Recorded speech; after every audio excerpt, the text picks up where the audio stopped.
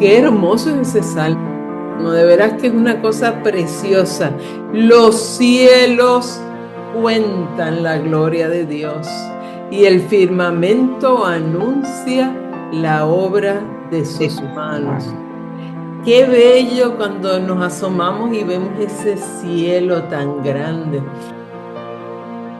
Fíjate, es más allá que un simple cielo. Es más allá que ver algo. Es que Dios habita allá arriba en el cielo. O sea, es que es precioso poder saber que Dios está ahí y que no solamente es un Dios, es que hay ángeles y hay, ¿verdad?, potestades.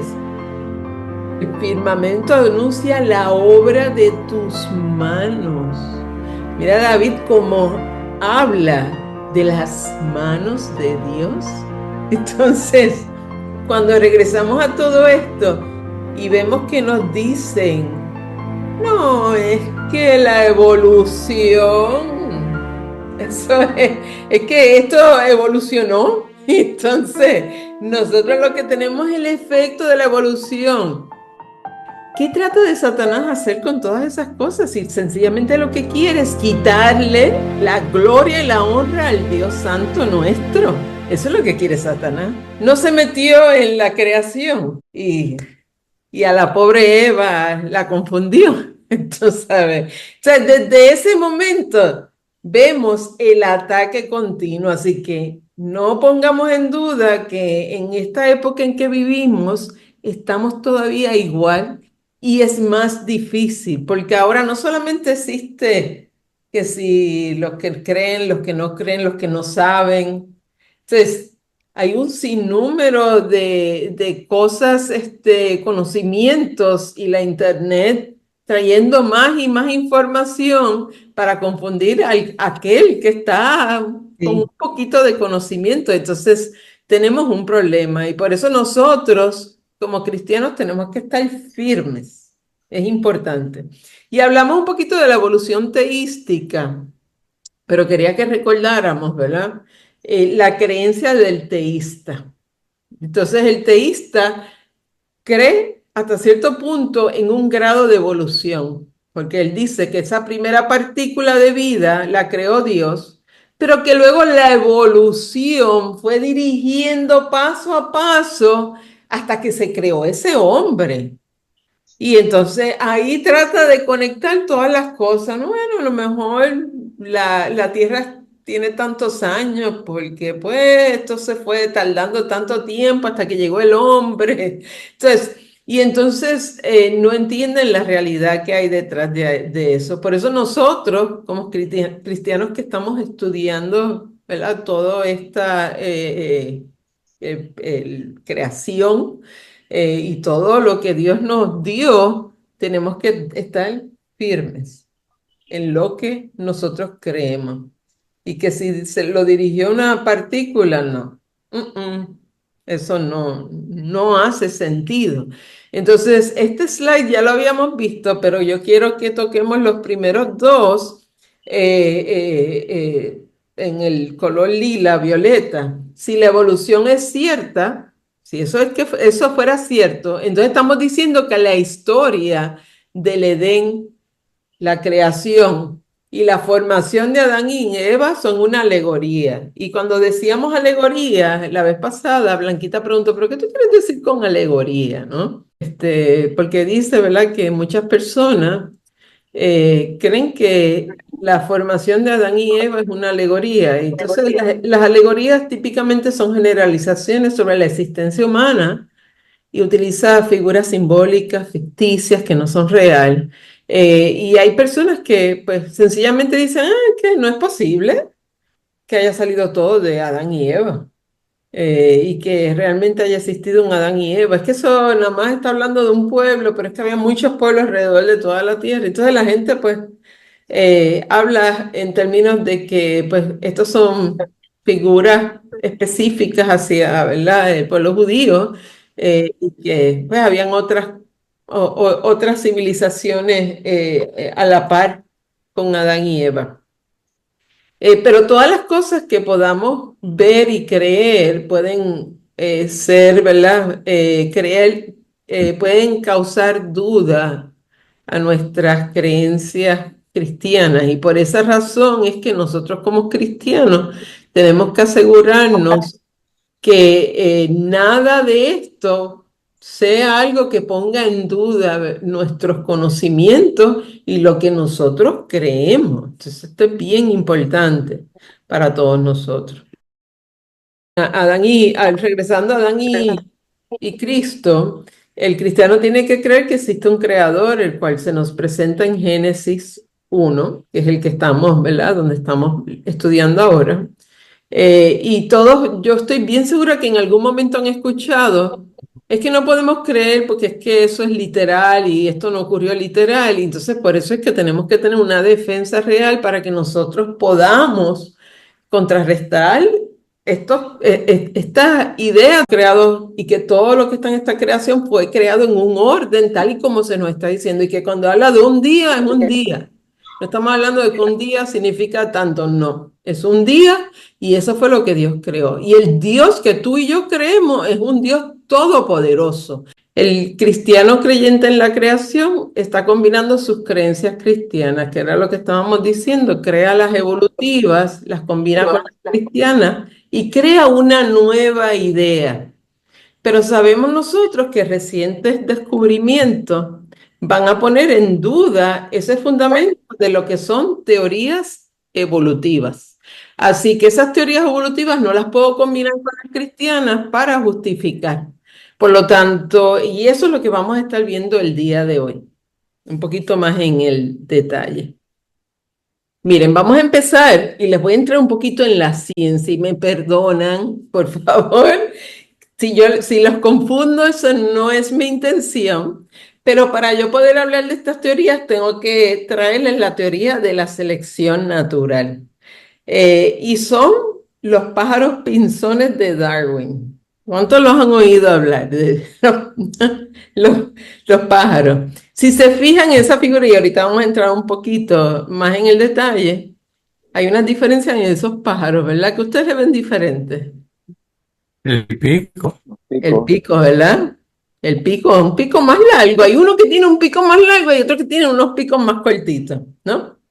Así que Darwin observó que los picos de los pinzones de la isla de Galápagos tenían formas y tamaños diferentes. Esto fue parte de sus observaciones. Es de ahí que él desarrolla la teoría de la selección natural. Vamos ahí a la teoría. Y aquí está la teoría, no vamos a entrar mucho en el detalle, pero lo importante es que usted sepa que Darwin hizo un sinnúmero de observaciones. Él fue a esa isla, estuvo ahí en Galápagos y él hizo todas estas observaciones y llegó a una conclusión. ¿Se recuerdan que la vez pasada, en la última lección, yo les hablé sobre el método científico? Y el método científico, ¿qué hace? Me lleva a observar y llegar a unas conclusiones. Pues él observó y llegó a estas conclusiones y dijo, Darwin hizo un sinnúmero de observaciones y llegó a la conclusión de que los pájaros pinzones todos venían de un ancestro común. Y hasta ahí estamos bien, ¿verdad? Porque eran todos de lo mismo. Y él lo que estaba observando eran picos diferentes. Y por ahí él siguió desarrollando sus ideas y sus teorías. Y en el 1859, entonces Darwin publica su libro, que es El origen de las especies, y es ahí donde él presenta la teoría de la selección natural. Ese libro, que es El origen de las especies. Y la teoría de la selección natural nos indica que los organismos más adaptados al medio ambiente eran los que sobrevivían y se reproducían. ¿Bien? Y entonces, ahorita vamos a entrar en la parte genética, voy a entrar otra vez en la ciencia, pero si Darwin conociera la genética que hoy en día nosotros conocemos, yo te aseguro que Darwin estaba aquí sentadito al lado mío, diciendo que yo estoy en lo correcto y que los cristianos estamos en lo correcto. Pero Darwin, lamentablemente, en ese momento, en el 1859, no se había hecho nada de estudios de la genética. Y yo quiero que recuerden lo maravilloso que Dios nos ha dado el conocimiento para estudiar y conocer todas estas cosas. Es precioso. Y también le doy gracias a Dios que me permitió estudiar biología. ¿Por qué? Porque yo llegué a la universidad, porque yo iba a hacer química. Y cuando llegué a la química dije, ay, que yo no la puedo ver.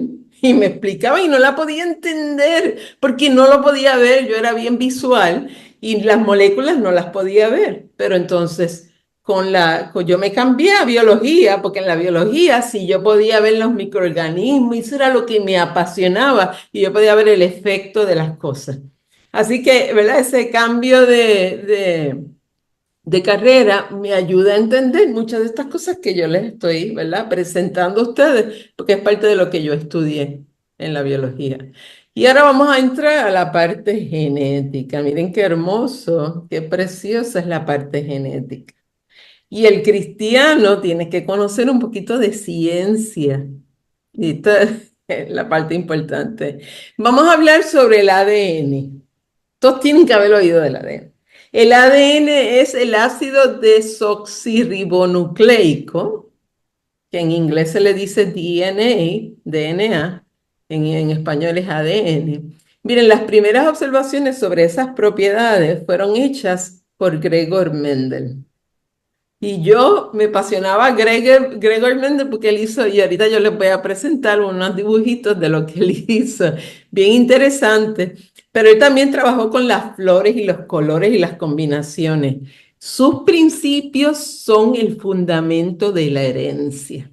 Y es importante que lo entendamos porque de ahí yo les voy a, después al final, le voy a entender por qué Ruth me está hablando de tanta cosa, de todas estas teorías, pero es importante que las sepa para que yo pueda llegar a la conversación final que les voy a dar. Él cruzó varias razas de guisantes o chícharos, como le quieran llamar, para ver cómo se heredaban los caracteres. Y con esta información se formularon 3 leyes de la herencia, conocidas como las leyes de Mendel. Yo no voy a entrar en todas, pero entre ellas está la ley de la uniformidad. Él cruzó guisantes amarillos con verdes. ¿Y saben qué? Nadie le prestó mucha atención a lo que Gregor Mendel estaba haciendo, pero su base era bien importante para lo que iba a venir después. Miren aquí lo que hizo Gregor. Ese es Gregor Mendel, se los presento. Y ahí pueden ver la ley de la uniformidad. Y es bien sencillito, pero es que es bueno que usted la vea para que la entienda, ¿no? Miren, ahí están viendo el guisante amarillo en este ladito aquí. Ven el pointer, ¿verdad? Aquí hay un guisante amarillo y tengo un guisante verde. Y cuando yo mezclo el amarillo con el guisante verde, miren lo que me sale, un guisante amarillo. Ay, Dios mío. Pues, o sea, me sale un guisante amarillo. ¿Cómo era que ocurría esto? Pues miren, con aquí están las combinaciones que podían ocurrir. ¿Y por qué dentro de esas combinaciones se iba a combinar el A de aquí con el A chiquito de acá? Y me iba a dar el A con el A. Y entonces yo tengo el fenotipo y tengo el genotipo, pero el conjunto de ambos, en este caso el dominante es el amarillo. Uy, esto está bien complicado, ¿le está entendiendo?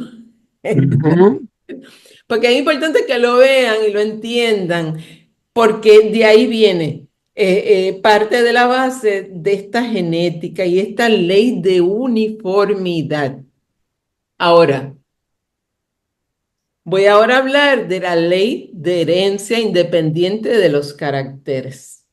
Y para entender aquí, yo le estoy poniendo un guisante amarillo y un guisante verde, pero este guisante verde tiene una estructura en la superficie que no es lisa. Y entonces ya tenemos otra característica adicional que le da un poquito más de complejidad a ese proceso de combinación. Y miren todas las probabilidades de lo que me puede salir en términos de, ¿verdad? De los amarillos, en esa combinación. Ahora, sencillamente yo lo que quiero no es que usted puede hacer una tablita y todo. Es que usted entienda que las cosas se combinan entre sí para dar un resultado final. Y a veces lo vemos hasta en el ser humano. Y hay casos de niños gemelos, no puse una foto de ellos, pero uno salió blanco y uno trigueño. Y estamos hablando exactamente de lo mismo. ¿Eh? Así que en el 1953, Crick y Watson ganan el premio Nobel. Ya han pasado, fíjense todos los años que van pasando, y ahora estos se ganan el premio Nobel. Ellos ganan el premio Nobel porque ellos encuentran y muestran cómo ocurre la codificación de 4 proteínas. Y voy a regresar, ponerles un dibujito, porque los dibujitos son más fáciles de entender. Si ustedes ven aquí, miren, esto es lo que se llama el ADN. Está compuesto, tenemos aquí un grupo de fosfato con un azúcar y tenemos una base nitrogenada que es la que va a agarrar aquí la citosina, la guanina, la adenina y la timina. Si usted lleva algo de este slide, el conocimiento, es que hay 4 bases. Fíjense lo curioso, es que Dios es maravilloso. Recuérdense que yo les hablé sobre un rompecabezas. Esto es como un rompecabezas. Y les voy a decir por qué les digo eso. Miren aquí, la citosina solamente tiene un anillo. La guanina tiene 2. La adenina tiene 2. Y la timina tiene 1. Por lo tanto, cuando ellos se combinan, este es un lado del hélice. Y ahorita les voy a enseñar cómo se transfiere esto al hélice. Para yo combinar un lado con el otro, pues la citosina se puede combinar con la guanina y la timina con la adenina, pero yo no puedo unir la guanina con la adenina. Así que es para que tengan una idea de lo que estamos hablando de esos nucleótidos. Miren aquí otra vez, aquí se los muestro un poquito más claro para que lo puedan ver. Esta es la doble hélice del DNA. Y estos puntitos que están aquí son el enlace de hidrógeno que unen las 2 hélices. Fíjense que es una forma de escalera y esto es hermoso, es que es bello. Y ese esqueleto que están viendo es lo que conocemos como el ADN. Entonces, cada una de esas secuencias son las que generan las proteínas y todas estas cosas. Cuando hay a veces mutaciones o situaciones en estas áreas, es cuando se afecta, ¿verdad? La producción de ciertos materiales en el cuerpo. Comentario. Exacto, puede haber algún fallo, alguna situación hereditaria, pero la parte, ¿verdad?, de identificar qué es lo que va a tener cada individuo, pues se basa de este DNA. O sea, Porque ajá. viendo todo esto, vemos que hay un diseñador, que Sí, es no, una pero cosa no que te me no pudo haber sido adelante, al azar. Jimmy, no te me adelante. Perdón. A eso es que vamos, a eso es que vamos. Miren, está el ADN que les estaba mencionando. Fíjense aquí, está la guanina, la citosina y todas las diferentes bases de las que le hablé. Miren cómo forma el gen. Y mira cómo ese nucleosoma se enreda con el histoma. Es que esto es precioso, ¿no? Yo me lo gozo. Y miren cómo forma lo que ustedes, a lo mejor ustedes han visto este cromosoma, ¿no? Ustedes han visto Mm. el cromosoma. Y eso está dentro de ese núcleo. Óyeme, pero ¿cómo es que esto fue por así como que estalló algo y de pronto surgió? Es que Dios está ahí presente, es que hay un diseño. Vamos a ir a Timoteo 6:13. Te mando delante de Dios que da vida a todas las cosas y de Jesucristo que dio testimonio de la buena profesión delante de Poncio Pilato. Ahora vamos a enfocarnos en esa primera parte, que es la que dice, te mando delante de Dios que da vida a todas las cosas. Todo está creado por Dios. No es casualidad.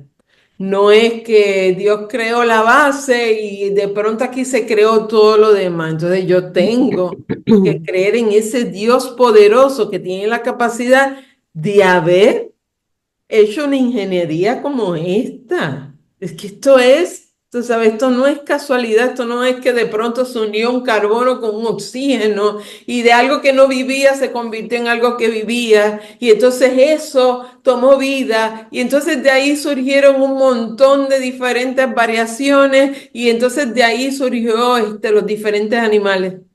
No.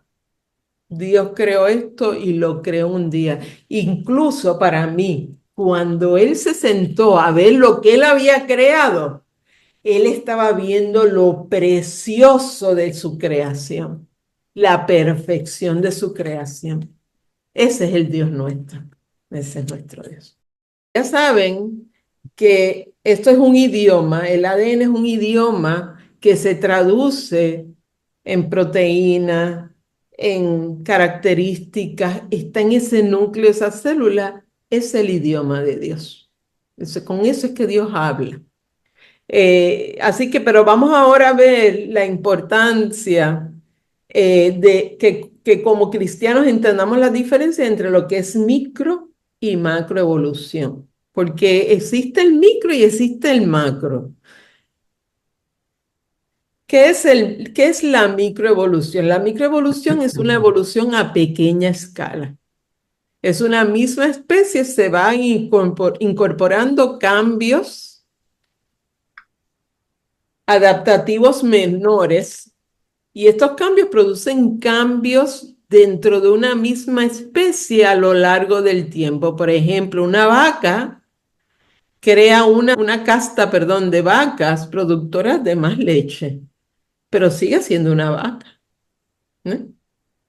Un perro se adapta a unas condiciones en un lugar donde vive, a lo mejor ya no produce el pelo igual, es menos, a lo mejor ahora no es tan, ¿cómo le llamaría? Peludo. ¿Verdad? Peludo. Exacto, es que me viene la Peludo. palabra frondoso y De árbol. pero más peludo, o sea, o menos peludo. Entonces van perdiendo porque la temperatura, el ambiente, todo va influenciando y va haciendo estos cambios ¿verdad? Que son cambios a pequeña escala. Eso es microevolución. Yo creo en la microevolución porque la veo, ¿no? O sea, que es importante que sepamos esa diferencia. Ahora, macroevolución son cambios evolutivos mayores que resultan en nuevas especies.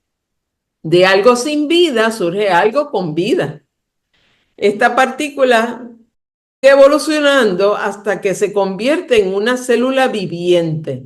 Luego, esta célula viviente pasa por un sinnúmero de mutaciones para convertirse en un Homo sapiens. ¿Ustedes creen eso? Yo de veras que se me hace algo difícil de poderlo entender de esa manera. Eso no lo creen ni los que lo dicen. Bueno, exacto. Así que, Pero como una pregunta, ¿cómo sostenemos la existencia de excavaciones y de pruebas científicas que han hecho tanto paleontólogos, arqueólogos y todos los ólogos que te puedas imaginar con respecto a cuerpos de miles y miles de siglos atrás y que diesen como la interpretación de que previo al hombre que nosotros conocemos, previo al hombre que la Biblia describe o que se parece, porque nosotros estamos hablando de que no, de que ese hombre, ese Adán y esa Eva que Dios creó se parece a mí, se parece a ti. No es de que medio mono, medio no. Se parece a ti, pero se parece a mí. Sin embargo, ¿cómo entonces sostenemos o explicamos la existencia de evidencia científica en la que aparenta presentarse la existencia previa de otras, de una especie humana que vino de menos a más? por eso es la misma, te voy a explicar, si yo hago una observación y te presento huesos, ¿no? que yo he encontrado, pero no tengo todas las piezas para unir cómo fui pasando desde un punto hasta otro, porque ninguno de esos modelos me va a presentar una historia completa, sigue siendo una teoría, sigue siendo algo que yo no puedo probar porque no tengo toda la evidencia. Entonces, el hombre ha creado unas hipótesis que le han vendido al ser humano, le Ujú. presentan en las escuelas tratando de convencer de que esta fue la forma en que el hombre fue creado, pero no hay evidencia que podamos tener, que podamos ver, que, ¿verdad? Porque yo puedo sacar unos huesos, yo lo que tengo son unos huesos, unas estructuras óseas, y a lo mejor tengo la estructura ósea número 2, la 3, la 4 no la tengo, luego tengo la 5, entonces Ujú. estoy diciendo que de la 2 pasé a la 5, y yo entiendo que esto fue las etapas por las que pasé, pero no hay forma de yo poder probar que, porque no tengo la inteligencia, o sea, no puedo ver, entonces sí, pudieron haber habido otros tipos de especies de monos, que a lo mejor fueran un poquito más derechos, que a lo mejor tuvieran una forma diferente, pero eran monos. Entonces, o sea, un científico no me puede probar a mí que ese mono era un ser humano. Y entonces, bíblicamente, yo le voy a presentar la palabra del Señor y le voy a decir, bíblicamente, no hay forma de sustanciar que ese mono fuera un hombre. ¿Por qué? Porque el Dios que tú y yo creemos no pudo haber hecho algo imperfecto, porque o sea, estaría yo poniendo en duda toda la historia que me presenta bíblicamente con las evidencias de que Dios creó al ser humano y que del ser humano sacó una costilla, creó a la mujer y que entonces se puso dentro del, ¿verdad? Del Edén, del paraíso, y que de ahí surge la vida. Por lo tanto, ¿verdad? Ese sería mi argumento. No Claro, presenta. de hecho ellos hablan y presentan el argumento de la figura de el eslabón perdido, porque es como una cadena que le hace falta un eslabón. Entonces hablan de un eslabón perdido que les pueda conectar al hombre como lo conocemos con toda esta historia que ellos han tratado de escribir Ujú. y de sustentar, pero no hay manera porque hay la figura, científicamente hablando, lo llaman así, el eslabón perdido, no lo encuentran, que nos justifique que todo esto que estamos contando de antes se conecta con el hombre que conocemos. Entonces, ahí. Y yo sí Exacto. abrazo tu punto de vista, que no lo veo como una hipótesis, lo veo como una verdad, de que si nuestro Dios es tan perfecto como Él dice que lo es, no va a hacer cosas imperfectas para que en el camino se vayan arreglando, Amén. ¿no? Amén. Eso es así. Y eso fue parte de lo que la ponencia que traímos la vez pasada. Así que ojo, el ser humano no ha observado cambios macroevolutivos, que es lo que te estás refiriendo. No han sido observados, no pueden ser probados científicamente. Las escuelas enseñan a los niños sobre la generación espontánea. Tomó 3,5 billones de años en llegar de un origen no viviente a un ser viviente como lo conocemos hoy mismo. Eso es lo que se le está enseñando a nuestros niños. ¿Cómo es posible? ¿Cómo es posible que podamos presentar algo de esta forma, que llegamos de aquí hasta allá sin tener una base? Yo creo que también es difícil que una persona que no conoce a Dios y que no se apropia de eso, que no lo hace parte de su vida, está tratando de describir un poder que desconoce, que no puede manejar y que no entiende. Sí. Porque cuando yo vi el código genético que tú presentaste, en mi mente esto es la descripción más exacta Mm, del poder de Dios. Y estos hombres están tratando de científicamente describir a un Dios que es prácticamente indescriptible, porque es tan grande y es tan poderoso que sí. quizás nuestra mente limita tanto la figura de ese Dios, porque no lo conocemos en su totalidad y siempre nos sorprende. ¿no? Y Amén. nos sorprende la manera en que nosotros nos comunicamos con Él, cómo Él nos responde a nosotros. Y quizás para ellos sea un poquito difícil de entenderlo porque es un asunto que tiene que ver con la fe y la fe no es cuantificable ni medible. Amén. ¿Ve? Sí. Entonces, todo que tenga que ser cuantificable y medible, entonces científico, existe, ¿no?